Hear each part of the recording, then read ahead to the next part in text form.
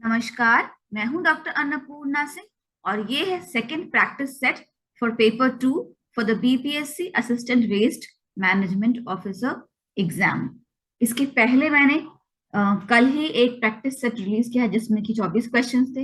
ये छोटा practice set है, इसमें 5 क्वेश्चन है और मैं कोशिश करूंगी कि फ्रीक्वेंटली प्रैक्टिस सेट्स रिलीज करूं।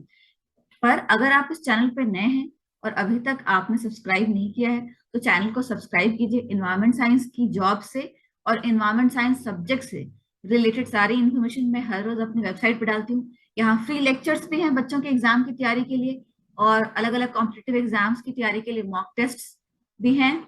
और जॉब से रिलेटेड जो भी इंफॉर्मेशन मुझे हर रोज मिलती है वो मैं इस इस चैनल पे पोस्ट करती हूँ। तो प्लीज सब्सक्राइब द चैनल। पहला सवाल, what is the percentage of water in raw municipal sludge?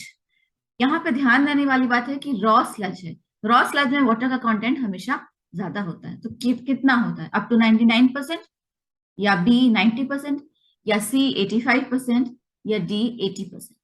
Answer है ए, अप टू 99%। रॉ स्लज में कम से कम 93% वाटर होता है और मैक्सिमम 99% तक हो सकता है। अगर आप चाहते हैं कि आप ये क्विज खुद सॉल्व करें तो ऑडियो म्यूट कर लीजिए और खुद सॉल्व कीजिए, नहीं तो ऑडियो ऑन रखिए और मैं साथ साथ सॉल्व करते जाऊंगी।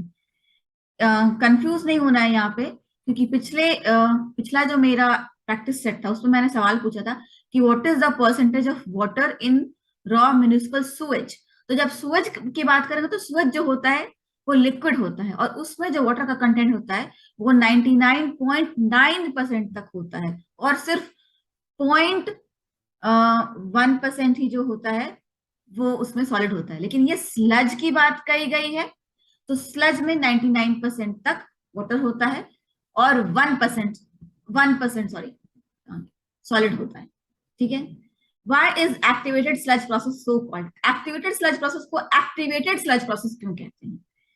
ऑप्शन है, 1A, it uses active aerobic bacteria in it that decomposes organic matter, या B, aeration is involve in the process, या sludge is added in the process, या D, there is no specific reason for this term, कोई खास कारण नहीं है।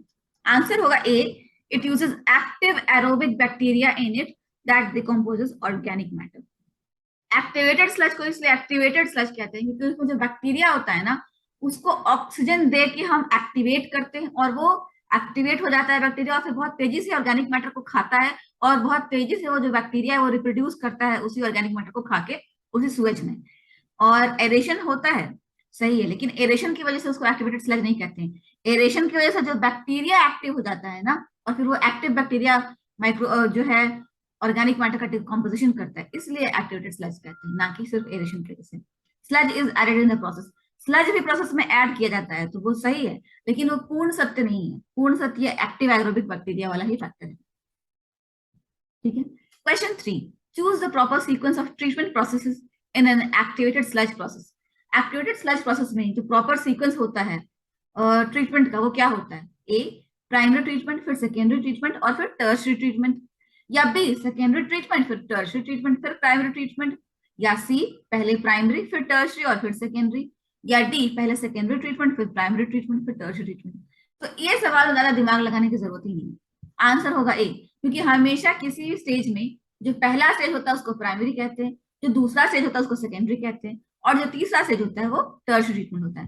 Primary treatment में हम करते हैं स्क्रीनिंग, ग्रिट रिमूवल और सेडिमेंटेशन और कभी कभी फ्लो इक्वलाइजेशन भी। और सेकेंडरी ट्रीटमेंट में हम करते हैं एक्टिवेटेड स्लज प्रोसेस और सेकेंडरी सेडिमेंटेशन। और टर्शरी ट्रीटमेंट में हम करते हैं फिल्ट्रेशन और डिसइंफेक्शन। तो यही है। इससे रिलेटेड मैंने एक वीडियो बनाया है, Suez treatment plant, operation of Suez treatment plant. वो उसका लिंक मैं डिस्क्रिप्शन बॉक्स में दे दूंगी। वो वीडियो को बहुत अच्छी तरह से देख के समझ लीजिएगा। ज्यादा नहीं, 16-17 मिनट का वीडियो है और बहुत ही अच्छा कॉन्सेप्ट उसमें मैंने एक्सप्लेन किया है कि कैसे Suez treatment activated sludge process के द्वारा होता है। और ये सिलेबस जो है उसमें पार्ट भी है, इसलिए मैंने वो वीडियो बनाया और इसलिए मैं एक क्वेश्चन बना रही हूँ उसी वीडियो से। Alum dosing is done at what stage in the activated sludge process of sewage treatment? तो एलम डोजिंग किस स्टेज पे करते हैं? पहला ऑप्शन है ग्रिट रिमूवल, या फिर फ्लो इक्वलाइजेशन के टाइम में करते हैं, या फिर एरेशन टैंक में करते हैं, या फिर प्राइमरी सेडिमेंटेशन टैंक में करते हैं? आंसर होगा डी, प्राइमरी सेडिमेंटेशन टैंक। क्योंकि ग्रिट रिमूवल में जो है वो सिर्फ ग्रिट, गिट्टी और मोरंग या बड़े बड़ी जो रेत होती है उनको हटा लिया जाता है। फ्लो इक्वलाइजेशन के टाइम में हम कोई एलम डोजिंग नहीं करते, उसमें हम सिर्फ फ्लो को रेगुलेट करते हैं एक बड़े से टैंक के थ्रू, ठीक है। और एरेशन टैंक जो होता है वहीं पे एक्टिवेटेड स्लज प्रोसेस होता है, तो यहाँ कोई केमिकल ऐड नहीं किया जाता है, क्योंकि केमिकल ऐड करने से बैक्टीरिया मर सकता है। तो एरेशन टैंक में कोई केमिकल ऐड नहीं होता है। प्राइमरी सेडिमेंटेशन, तो प्राइमरी सेडिमेंटेशन जो होता है वो एरेशन टैंक के जस्ट पहले होता है। और कभी कभी जब प्राइमरी सेडिमेंटेशन के टाइम में हम पीएच चेक करते हैं और पीएच उसका अगर 6.5 से कम निकला, तो इसका मतलब वो जो पीएच है वो बैक्टीरिया के थ्राइविंग के लिए, बैक्टीरिया की ग्रोथ के लिए अच्छा नहीं है, पीएच एसिडिक है। और उस पीएच को एसिडिक से थोड़ा सा बेसिक करने के लिए, 6.5 से ऊपर करने के लिए हम एलम डोजिंग करते हैं। और फिर उसको हम जो एलम डोजिंग के बाद दो फायदे होते हैं। पहला फायदा होता है कि बैक्टीरिया के लिए पीएच ऑप्टिमम हो जाता है, 6.5 से ऊपर हो जाता है। और दूसरा फायदा होता है कि एलम डोजिंग की वजह से फ्लॉक्यूलेशन होता है, और सॉरी, और फ्लॉक्यूलेशन की वजह से जो गंदगी है वो और आराम से नीचे बैठ जाती है। और ऊपर से जो क्लियर वाटर होता है प्राइमरी सेडिमेंटेशन टैंक का, उसको हम एक्टिवेटेड स्लज प्रोसेस के लिए भेज देते हैं। तो इसलिए साथ साथ मैं आपको कॉन्सेप्ट भी क्लियर करती जा रही हूँ। Which of the following processes is part of tertiary treatment in a sewage treatment plant? तो tertiary treatment कौन सा प्रोसेस है? सेडिमेंटेशन? ऑफ कोर्स नो, ये प्राइमरी ट्रीटमेंट का पार्ट होता है। डिसइंफेक्शन देखते हैं, स्क्रीनिंग ये भी प्राइमरी ट्रीटमेंट में होता है। D, biological decomposition of organic matter, no, biological decomposition of organic matter जो है वो सेकेंडरी ट्रीटमेंट है, और सेडिमेंटेशन और स्क्रीनिंग जो है वो प्राइमरी ट्रीटमेंट है। तो डिसइंफेक्शन जो है वो टर्शियरी ट्रीटमेंट है। पहले प्राइमरी ट्रीटमेंट होता है जिसमें कि स्क्रीनिंग, ग्रिट रिमूवल और सेडिमेंटेशन होता है। फिर बायोलॉजिकल ट्रीटमेंट होता है जो सेकेंडरी ट्रीटमेंट होता है। और टर्शियरी ट्रीटमेंट में फिर हम फिल्ट्रेशन और डिसइंफेक्शन करते हैं। फिल्ट्रेशन ऑप्शनल होता है, कभी करते हैं कभी नहीं करते हैं, जैसा सूरज की क्वालिटी और क्वांटिटी रहती है उस हिसाब से डिसाइड करते हैं। और डिसइंफेक्शन जरूर करते हैं, और वो टर्शियरी ट्रीटमेंट होता है। तो आज के लिए इतना ही।